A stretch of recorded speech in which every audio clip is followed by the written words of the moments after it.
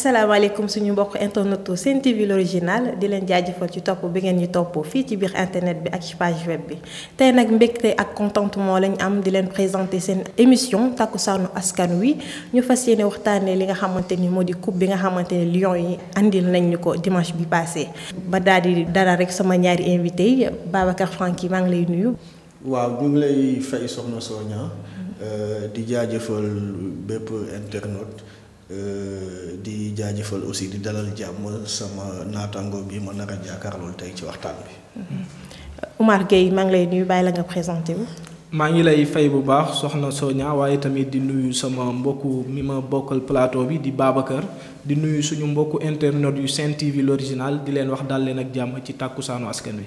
comme ni ma ko waxee rek dañuy fas yéene waxtaane li nga xamante ni coupe bi andil nañu ko nga xamante ni plus de 60 ans ñu ngi xaar coupe bi ma bàyyi la rek Babacar Franky ban jàngat lañ mën a am ci loolu. waaw d'abord dañuy sant yàlla rek wax alhamdulilah. ndax xaar bu yàgg la woon. mais comme ni ko Olof Njaay di waxee rek lu jot lu ne yomb. donc li xew barki dem ba ci final bi. match ba jouru match ba bu ñu gisee configuration match bi ak résultat bi ñu am au finish. on peut juste se dire que dafa jotoon. dafa jotoon Sénégal mu am ndam. dafa jotoon Sénégal mu indi Coupe d'Afrique bi fii pour une première fois. donc mënuñu lu dul sant yàlla sant staff technique bi.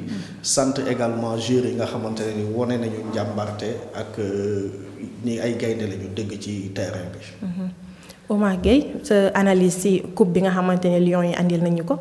waaw di am mbégte ak contentement rek ci li nga xam ne mooy premier trophée continental bi Sénégal am.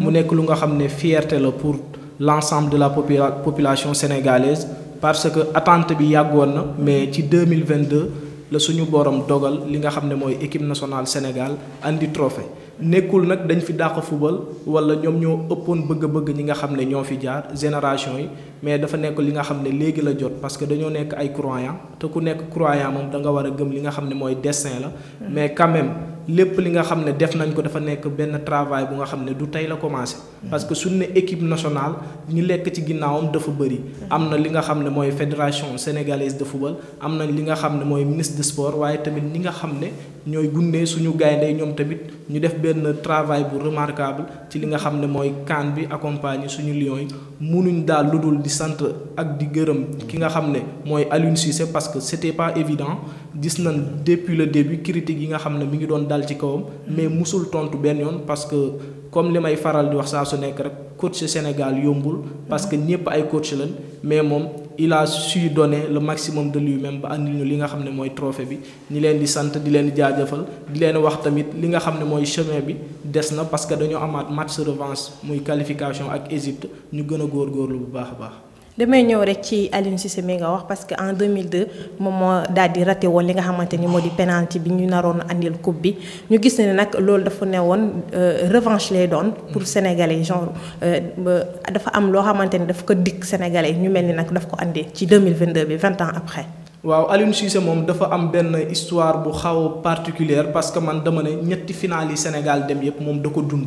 2002 da ko dund raté penalty 2019 en tant que coach mu yóbbu li nga xam ne mooy gaynde yi perte ko 2022 mu andil ñu li nga xam ne mooy trophée bi kon moom dafa dund ci lépp ci taarixu footballu Sénégal mais nag comme moom nekkoon na ki nga xam ne mooy joueur international sénégalais en 2002 mu perte woon li nga xam ne mooy trophée bi lii jàpp naa ne revanche la woon pour mu andil ko askanu Sénégal te mënuñ lu dul di ko rafetlu mais quoi qu'on puisse dire tamit depuis le début compétition bi gis nañ ne am na ay failles notamment ak li nga xam ne mooy Covid bi Sénégal effectif bi xawoon na manqué tuuti ba am na ay critiques yu doon dal ci kawam mais lépp luñ mën a wax rek Aliou Cissé moom montré ne na moom amoon na pas-pas waaye tamit amoon na gëm-gëm ne Lions yi Sénégal yi dinañ andi trophée bi duñ def lu dul di ko rafetlu waaye tamit di ko jaajëfal bu baax. Babacar ñu gis ne président sax dem na ba tuddee ko El Tactico.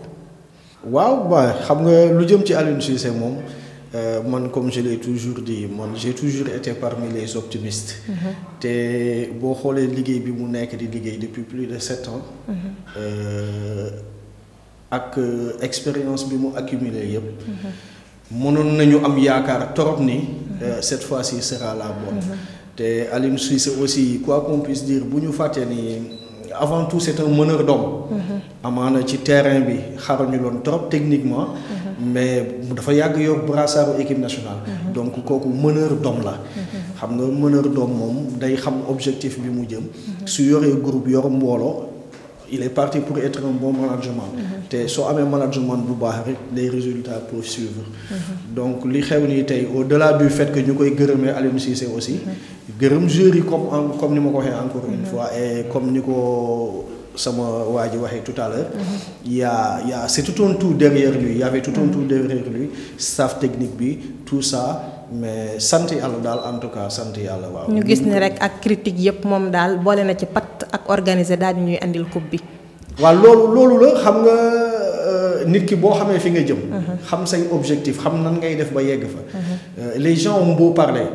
mais su fekkente ne tu es un meneur tu ne prêtes pas trop attention. exactement et puis comme ni mu ko waxee dernièrement ci conférence de presse bi mu mujjee def avant demi-finale bi. mooy les critiques font partie du jeu. et puis équipe nationale bi moom teeloon na wax ñi ne 17 millions de Sénégalais ñoom ñoo ko moom kese moomu ko. sant yàlla alhamdulilah il a su prendre en compte les critiques. positiviser ça ba tey mu jox ñu résultat bii nii. ñu daal di ñëw ci accueil bi nga xamante ni sénégalais defal nañu ko suñu Lions yi mu di démb Babacar ñu gis na ni 11h ba 2h du matin le Lions yi daal di dugg lii di nga xamante ni mooy di palais ba. waaw li xew démb c'était la moindre des choses. mooy li gën a tuuti ci li population bi mënoon defaral Lions yi. te bu ñu fàtte ni comme ni ko suñu maam El Hadj Mansour Mbaye yàgg di waxee. ku def lu rëy am lu rëy. te wax dëgg yàlla démb Lions yi. bu ñu leen mënoon yaakaar naa ne sénégalais yi bu ñu leen mënoon jëli ji ca Yaoundé sax. defe naa Yaoundé lañ leen di jëlee dox ak ñoom ba yegg si palais. dëgg la donc encore une fois dañoo def lu ko mérité. dañoo def yellool lu tax ñu war a mën a am loolu. mais lii xew démb aussi day wone ni comme ni ñu koy waxee le Sénégal est le pays de la teranga. te les sénégalais savent rendre hommage. à qui de droit c'est-à-dire sénégalais boo ko njiyee ngor rek. nga won ko loo xamante ne ni doy na xelam rek lu mu la war a mën a fay rek dana koy fay sénégalais yi moom ils sont très maanaam dañu gore trop ci côté boobu noonu. et puis ferveur populaire bi ñu gis démb moom macha allah yaakaar naa ni am na lu fi xewoon 2002 am na lu xew 2019 sax daaw ba ñu ratee final bi. mais li xew démb moom defe naa mosuñu ko gis Sénégal. ba ñu leen doon teertoo amul découragé. ci 2019 bi. waaw effectivement mooy li ñu leen ñaaxoon 2019 rek. heureusement dégg nañ ko. indil ñu coupe bi moo tax it démb population bi aussi mënuñu woon loolu delloo leen njukkal. te li ci kanam rawuli bët bu ci kanamee dinañu xam ni des na ba léegi li Sénégalais yi li ñu leen war a remercier am na lu des ba léegi. dëgg la Oumar mu mel ni yaa wàccoon sur le terrain nga jëloon quelques réactions population mu mel ni population bi ñoom xamoon nañ ni CAN bi moom ren Sénégal la. waaw dafa nekk lu nga xam ne une demande sociale la woon parce que soo gisee mobilisation bi nga xam ne sénégalais yëpp def nañ ko nekk en mode 12e gaynde dafa nekk benn mobilisation bu exceptionnelle. dara waralu ko nag lu dul dañoo namoon li nga xam ne mooy trophée man d'après li nga xam ne mooy reportage yi ma demoon bi may jël ay interview ñëpp li ñu doon wax mooy final taxu ñu jóg. cela veut dire que dem final taxul nga jël li nga xam ne mooy trophée bi mais da nga war a dem final andi li nga xam ne mooy trophée bi parce que nekk na lu nga xam ne Sénégal yëpp ñi ngi ko doon xaar waaye tamit ki nga xam ne mooy président de la République jour bi mu leen di jox li nga xam ne mooy drapeau Sénégal. jund na leen lu mel noonu bu leen dem final rek mais da ngeen di dem final andi ndam li bugguma football bu rafet mais li ma bëgg mooy ngeen andil ma coupe bi loolu mu nekkoon benn message bu fort bu nga xam ne suñu Lions yi dañ ko jëfee mais tamit ñu war a remercier li nga xam ne mooy population sénégalaise bi parce que gis nañ mobilisation bi nga xam ne suñ papa yi suñu yaay yi mais tamit mag ñi ak ndaw ñi ñëpp def nañ ko fii ci Sénégal ak fële ca Cameroun. mu nekkoon lu nga xam ne lu exceptionnel la ñu pousser li nga xam ne mooy gaynde yi man jàpp naa ne mission bi accomplir nañ ko mais tamit le chemin reste à faire parce que ñi ngi jëmaat ci li nga xam ne mooy ay qualification waaye tamit am na yeneen édition yu ñuy xaar à travers li nga xam ne mooy le trophée continental Coupe d'Afrique des Nations. ci loolu rek dañuy daal di dugal li nga xamante ni mooy accueil bi nga xamante ni sénégalais yi accueillir nañ ko suñu gaynde yii nii.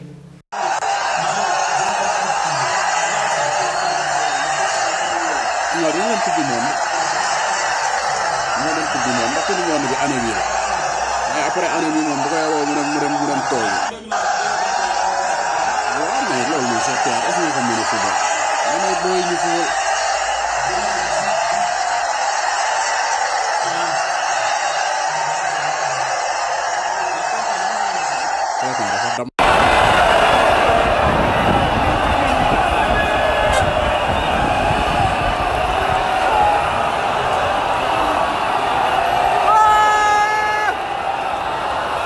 macha allah ñoo ko gisandoo ñu gis ne nekk démb xol yëpp booloo na ba tax na Babacar ñu gis ne sax président daal di nay woo li nga xamante ni moo di parti opposition bi daal di boole ñëpp ban jàngat lañ si mën a am.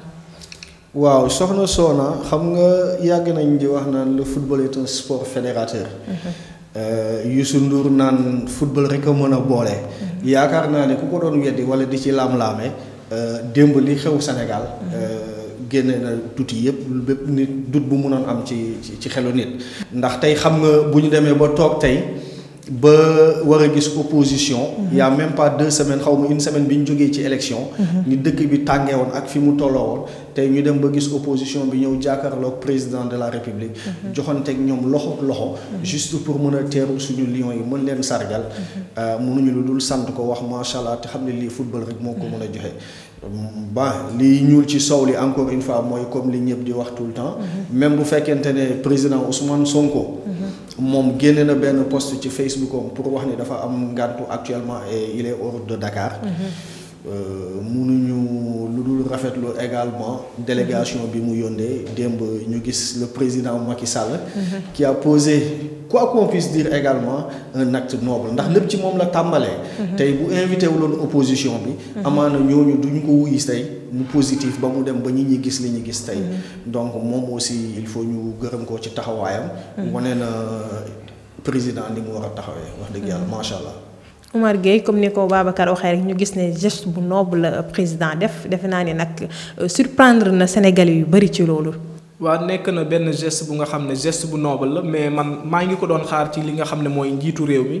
parce que dañ ne équipe nationale te suñ ne équipe nationale moom moomeelu askan bi yëpp la dafa nekk affaire de patrie kon du alalu président kese mais dafa engagé toute la nation sénégalaise.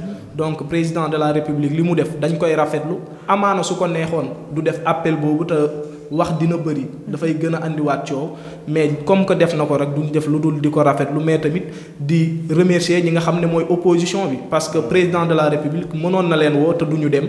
mais gis nañ délégation bi nga xam ne def nañ ko dem président Ousmane Sonko tamit bien vrai que teewul mais dafa amoon ngànt yebal na délégation loolu dañ koy rafetlu rek encore une fois di wax ne Sénégal benn bopp la kenn mënu ko xar ñaar waaye tamit démocratie Sénégal dañ ko gën a jëmmal à travers li nga xam ne mooy football bi comme sama naataangoo ni mu ko waxee sànq rek football moo mën a boole ku nekk. parce que gis nañ li nga xam ne mosuñoo ànd football boole na leen tey loolu dañ koy rafetlu bu baax a baax di ñaan jàmm yàgg fii ci Sénégal. ba tey Oumar ñu daal di ñëwaat ci li nga xamante ni moo di yaa wàccoon sur le terrain rek période bi nga xamante ni toll noonu ci mi-temps fekk na Sadio Mané raté na li nga xamante ni moo di penalty bi ban sensation wala ban yëg-yëg la sénégalais yi amoon ci bi nga xamante ni Sadio Mané raté woon na penalty boobu noonu. waaw nekkoon na nag lu difficile ci li nga xam ne mooy ñi doon supporter Sénégal yëpp parce que je rappelle que à la 4e minute Sénégal dafa am li nga xam ne mooy penalty suñu meneur de jeu suñu numéro 10 Sadio Mané raté ko mais réaction yi bëri woon na am na ñu nga xam ne dañoo jàpp ne en tant que croyant lu mënuloon ñàkk la mu raté ko mais ñu si bëri gis naa ñu si bëri lim dañ doon critiquer ki nga xam ne mooy Sadio Mané parce que jàpp nañ ne waruloon a mën a dóor li nga xam ne mooy penalty bi d'autant plus que ki nga xam ne mooy Mohamed Salah ak Sadio ñooy bokk di évaluer fële ci Liverpool. donc ñoom dañoo jàpp ne Salah moo wax gardien bi côté bi nga xam ne mooy point fort Sadio du coup waru ko woon dóor mais quoi qu'on puisse dire amoon na ay critiques yu nga xam ne ñu ngi ko doon critiquer Sadio Mané bu baax a baax parce que c'est pas la première fois mu raté li nga xam ne mooy penalty mais ñenn ci askan wi tamit jàppoon ne lu mënul ñàkk la te quoi qu'on puisse dire trophée bi ñëw na duñ def lu dul rek di wax alhamdulilah. Babacar dama lay laaj rek personnellement yow personnellement ba nga toogee sa salon. ba Sadio raté penalty bi yow lan nga yëg. waaw xam nga ndam bu ñëwee rek ñëw na soxna si te Sénégal. tiit nañu bu raté penalty Sadio Mané dañuy tiit. mais bu ñu fàttee ni aussi ci seconde yi Sadio Mané raté penalty yaakaar naa ne ku xamoon Sadio Mané yàgg koo seetaan sa xel waroon naa mën a dal. ndax daf ñu ko gis mu def benn geste. bi mu raté penalty bi teewul wax na supporters yi ndànk-ndànk rek gëm leen yokk leen rek dina ñëw donc. élément bu positif boobu mu doon dégager te mu nekkoon ci moom. tey koo ci tijji woon xolu sénégalais boo ci fekkoon ci biir saalam nga tijji xolam moom it positivisé boobu la doon àndal. looloo waral bi mi-temps jotee même bu fekkente ne 0-0 la ñu defoon ak déception penalty raté bi mais ba léegi sénégalais yi il n'avait pas tapé sur l'équipe ñu ngi doon am yaakaar koo ci fekk tey bu nga la doon wax ne la non ndam day ñëw au finish le résultat est là et puis yàlla jox nañu ndam. ñu gis ni moom sax amoon na confiance bi. waaw ngëm-ngëm la rek. mbir mi moom boo ko gëmee moom. comme ni ma ko waxee au début rek lu yegg si la. te dafa jotoon nag dafa jotoon soxna si. waa ji bu raté woon penalty ak bu dugaloon lépp dafa jotoon. dëgg la incha allah man loolu laa gëm. dëgg la ba tey Oumar yow mi nga xamante ni wàccoon nga sur le terrain réaction sénégalais yi. réaction sénégalais yi moom voilà après match bi nekkoon na lu nga xam ne ñun ñëpp ñoo ko gisandoor. satisfaction lañ amoon waaye tamit dañoo amoon benn soulagement bu nga xam ne peuple sénégalais bi yëpp am nañ ko li ko waral nag mooy trophée continental bi nga xam ne ñu ngi koy xaar plus de 50 ans wala boog 60 ans mu nekk lu nga xam ne c'est une première fois équipe nationale du Sénégal di jël li nga xam ne mooy Coupe d'Afrique des Nations. je rappelle que Égypte bi nga xam ne ñu ngi doon taseeg moom mi ngi ci 7e trophée am loolu nag nekkoon na lu nga xam ne dafa nekkoon benn mën naa dire benn faiblesse ci li nga xam ne mooy sénégalais yi parce que sooy xool du point de vue expérience ñoom ñoo ëpp expérience Sénégal vis-à-vis ci li nga xam ne mooy compétition bi mais quoi qu'on puisse dire ndam li ñëw na duñ def lu dul sant yàlla waaye tamit di delloo njukkal bu baax a baax Aliou Cissé ak xale yi nga xam ne ñoom la àndaloon ak ci li nga xam ne mooy Coupe d'Afrique bi. am nañu étoile quoi léegi. am nañu étoile léegi waaw xale loolu ñu wax am nañu étoile léegi. comme ni ko Oumar Gueye waxee période mi-temps bi tàngoon na trop dañ leen di bàyyi rek ngeen seetaan li nga xamante ni reportage boobu def nañ ko stress bi nga xamante ni sénégalais yi àndaloon nañ ko ci période mi-temps bi. salaamaaleykum mbokku internet yu Sen TV Info daal leen ak jàmm ci li nga xam ne mooy waajaayu CAN bi tey nag ñu gis ne la grande finale bi doon opposé Sénégal ak équipe bii di Égypte amal nañ ko bu baax a baax ba tey gis nañ ne li nga xam ne mooy ambiance bi mi ngi ci dëkk bi tey nag ñu ngi fii ci Kër Massar en face li nga xam ne mooy Auchan bi ngir taataan li nga xam ne mooy réaction sénégalais yi waaye tamit ana nan rek la ñuy waaje li nga xam ne mooy finale bi opposé ki nga xam ne mooy Sadio Mané ak Mohamed Salah fële ci Liverpool jaa ngeen jëf topp leen ma ñu dem. coupe bi moom nañu xam ni carrément ñun moom la ñu soxla. parce que ñun soxla wu ñu dem final coupe la ñu soxla gaynde nañu xam ne tey jii moom ren match bii nii moom dañoo bëgg indi coupe bi la population bi soxla coupe bi rek la ñu soxla wu ñu leneen waaw te gëm naa ni ñoom dinañ jël coupe bi Cameroun indi ko Sénégal incha allah ñu ñëpp ñu féete ko. on est confiant ginnaaw peuple bi yëpp mi ngi si ginnaaw équipe bi parce que ça se voit Sénégal ba mu daj laay wax pas Dakar pas Kër Massar foo munti dem tout le peuple est derrière l'équipe donc lii daal. vraiment c'est des signes positifs que incha allah dañuy am ndam incha allah. waaw nekk 12e gaynde rek di leen supporter ndem mënuñoo dem fële kay ñu dund ko fii rek waaw di leen ñaanal yàlla may leen ndam coupe bi agsi fii rek ñu gën koo yëngal rek waaw muy neex. 0 but partout la waaye Sénégal am na penalty bu mu raté notamment muy Sadio Mané ana nan nga dundee loolu. waaw penalty bi moom biñ ko gisee ñun ñëpp ci waxutu kontaan mais xam nga rek Sadio Mané moom tey jii moom bu ñuy wax suñu équipe bi moom mooy suñu leader. comme raté na penalty bi dañuy def encouragé ko rek boo xoolee gaynde yi ni ñuy fubalee ñoo ñu gën a bëgg coupe bi ñun wax dëgg yàlla support rek la ñuy def mais ñoo ñu gën a bëgg coupe bi fuuf ñu ngi fubal nañ leen encouragé deuxième mi-temps bi boo xoolee match Sénégal yëpp seen but yi lu ci ëpp deuxième mi-temps lañ koy dugal léegi ñu xoolaat deuxième mi-temps bi rek xool nu muy demee. football bi moom nice na bu ñu continuer nii rek gëm naa ni que bii dina si am. première mi-temps may fàttali ne Sénégal amoon na penalty Sadio Mané raté ko ana nan nga dundee boobu raté. waaw loolu moom dañ koy kontaante ndax daa war woon dugg rek mais lu jot rek yomb incha allah dina ko dugal gëm naa dina ko dugal.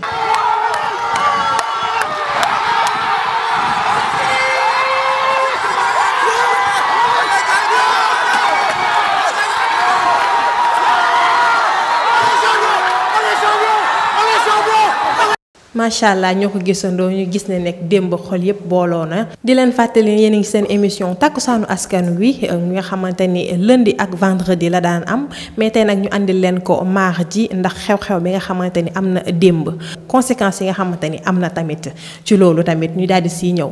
waaw comme tout événement boo gis rek dina am ay effets secondaires wala ay dommages collatéraux. di loo xamante ne nag dañ koy ñaawlu franchement ndax bànneex la woon démb lépp waroon naa mën a nekk ci bànneex mais ci kaw loolu aussi comme mënuñu koo bañ dañuy rek massawu ñi famille yi nga xamante ne am nañ ci ay gaañ-gaañ di jàll également ñi nga xamante ne ni seeni njaboot ñàkk nañ ci seeni bàkkeen malheureusement c'est les effets collatéraux des grands événements donc yal na yàlla woyofal suuf seen kaw rek ñi nga xamante ne ñàkk nañ ci seen bàkkeel te ñu continuer ci ndam ak mbégte bi rek. amiin Oumar Gueye. waa nekk na lu nga xam ne voilà ñu ngi koy regretter bu baax a baax parce que li nga xam ne mooy victime yi moom bëri na trop man bi may ñibbisi rek jour li nga xam ne mooy final bi gis naa ci quelques accidents yu nga xam ne daf ma touché trop parce que bésu mbégte la suñu sañoon li nga xam ne mooy gàllankoor du dal ci benn sénégalais mais l'homme propose Dieu dispose am na ñu nga xam ne seen bànneex des fois moo leen yóbbewoon loolu parce que si kaw tali bi sax da ngay gis oto bu nga xam ne day dem ñi nga xam ne ñoo doon jubilé ñu kar oto yi loolu am na ay blessé yu nga xam ne def na ko ci askan wi waaye tamit d'après information yi ñu am na ñu ci jot a ñàkk seen bakkan mu nekk lu nga xam ne lu dommage la ñi leen di ñaanal borom bi yërëm leen waaye tamit xaare leen aljanna mais tamit di massawu seen famille bu baax a baax parce que lépp rek day wane ne Sénégal moo ñu ñor mais li nga xam ne mooy borom bi dafa décider autrement ci ñi nga xam ne ñoo nekk victime yi ci li nga xam ne mooy kan bi mais quoi qu'on puisse dire ndam li ndamal Sénégal la génnul Sénégal te ñu ngi massawu famille yëpp bu baax. am na sax benn quotidien bu bind tey ce matin di wax ay 246 victimes. ñoo xamante ne ni ay blessés la. mais parmi ces 246 victimes on a dénombré pas moins de 7 morts. Donc c'est quelque chose de vraiment malheureux. C'est vraiment malheureux. Mais encore une fois c'était une première pour le Sénégal. Donc on peut comprendre ça comme ça. ba tey ci loolu rek ñu gis ne ni gàllankoor yooyu noonu yemul foofu noonu rek ndax tey am na ñi nga xamante ni ñàkk nañ ci seen téléphone ba ci joueurs yi. waa nekk na lu nga xam ne dañ koy ñaawlu bu baax a baax parce que comme ni ko Wolof Njaay di waxee rek su ñii di gàmm am na ñu nga xam ne dañuy raas dem ba gis nañ ay malfaiteurs yu nga xam ne dañoo duggoon ci li nga xam ne mooy foule bi di agressé ñeneen ñi di jël li nga xam ne mooy téléphone jaambur yi mu nekk lu nga xam ne lu ñaaw la parce que man ba ci jour li nga xam ne mooy final bi romb naa benn stock bu nga xam ne benn boutiquier dafa teg ndoxam mais gars yi dañoo ñëw dajji foofu jël ndox yi di sànni di yàq loolu tamit dañ koy ñaawlu bu baax a baax parce que nekkul li nga xam ne mooy wane taaru Sénégal parce que comme ni ma ko waxee woon rek final bi dafa nekk lu nga xam ne nekkutul national mais international la médias yeeg ñëpp dañuy ñëw di xool li nga xam ne moo xew suñu réew donc lépp lu ñuy def rek na yem ci cadre jubilé waaye tamit na yem ci cadre sport li nga xam ne mooy agression wala boog di def ay ñaaw téef mënoon na ci ñàkk dañ koy ñaawlu bu baax a baax.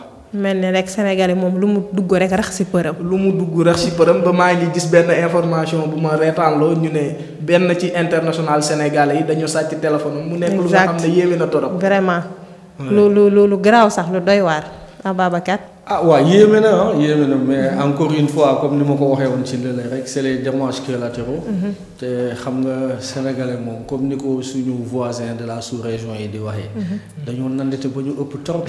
dëgg la sénégalais yi moom ay nante yu garaaw lañu xam dëgg la moo tax noo def rek am ñu ci jéem a.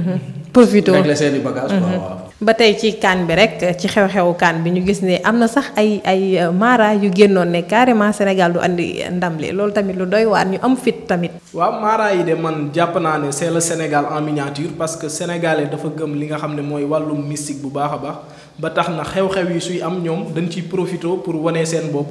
mais comme li ma doon wax sama benn naataango démb rek ma ne ko mara yi. jéey yi suñ koy def nañ ko def mu nekk privé parce que li nga xam ne mooy VAR dafay nekk. te jàpp naa ne VAR bi ñu leen VAR moom ñoom ñëpp métti na leen. wane nañ leen. yàlla bi muy dogal ñoom nekkuñ fa kon jàpp naa ne lépp lu jëm ci wàllum décision. loolu ça émane de la puissance divine. mën nañ ci maandu rek ñaanal li nga xam ne mooy Sénégal mu gën a jëm kanam moo ëppoon solo wax ñu doon wax. defe naa fii sax war nañ ci jël leçon. waaw mooy comme ni ko xale yi di waxee rek lu ñuy wax waa koñ ba. li ñuy wax waa koñ la c'est une bonne question et c'est la question à poser. mais mooy loolu lépp daal kenn mënu ko wax li ci réew mi. et ci biir loolu on a même vu gars yoo xamante ne ni man j'ai vu par exemple bi tournoi bi di soog a démarré. Le secrétaire général du SYNPICS Bamba Kassé. pour ne pas le nommer muy wax naan City nañ ñu jàppale rek ba bu ñu tendre micro c'est vendeur d'illusion. exact waaw mais lii nag yaakaar naa ne fi mu toll woon bii pas nii ak gars yi sañ-sañ gi ñu am yëpp bay wax ni je crois bien que les autorités judiciaires le procureur ou bien ñoom gouverneur rek yooyu ils doivent prendre des décisions. parce que lii aussi dañ ko war a arrêter ndax bu yàggee mën naa yàq stabilité réew mi franchement. voilà waxtaan bi neex na trop mais mu mel ni temps bi daal dinañuy xoj daal Omar Gueye sa dernier mot. waa kanaa di am mbégte ak contentement rek teew ci li nga xam ne mooy tàkkusaanu askan wi waaye tamit di am mbégte ak contentement ci li nga xam ne mooy suñu Lions yi ci premier trophée continental bi nga xam ne andil nañ ñu ko waaye tamit di leen di wax ne FIFA dafa jël benn dogal nommé Sénégal première équipe au niveau national fii ci Afrique loolu nag nekk na lu nga xam ne cette année ci dañ ko concrétiser dañ ko wane sur le papier ñi leen di ñaax rek ñu gën a fas jom waaye tamit gën a suudewu parce que am nañ benn équipe bu nga xam ne c'est une équipe jeune am nañ ay xale yu nga xam ne mën nañ jël relais bi mais aussi di ñaax ki nga xam ne mooy Aliou Cissé rek mu bàyyi groupe bi mu continuer parce que groupe bi actuellement comme li waa génération 2000 amoon entente bi am seen diggante nekk na lu nga xam ne moo andi seen doole tey ba ñu mën a andi li nga xam ne mooy ndam li encore une fois di wax ne ñi ngi waajal li nga xam ne mooy ay préparation éliminatoire jëm ci li nga xam ne mooy match barrage ñu war a daje encore une fois ak Égypte mu nekk aller retour te premier match bi ñu war ko fubale fële ci Égypte donc di wax sénégalais yi rek ñu gën a booloo xam ne xeex bi ñuy xeex ak waa Égypte naar yi jeexagul des na ñaari confrontation te ñaari confrontation yi dañ ci war a am ndam di jaajëfal ñëpp di kontaan ci peuple Sénégal bi parce que gis nañ taxawaay bi nga xam ne am nañ ko bu baax a baax ci li nga xam ne mooy Coupe d'Afrique des Nations bi. Babacar Franky ñu daal di lay bàyyi rek nga joxe sa kàddu bu mujj. waaw kàddu bu mujj gi juste souligner les perspectives. ndax ginnaaw ba ndam amee étoile ñëw.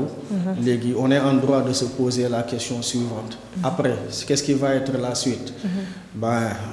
ñu am yaakaar rek comme ni ko kii waxee léegi nii. Il y a pas longtemps on va vers des échéances.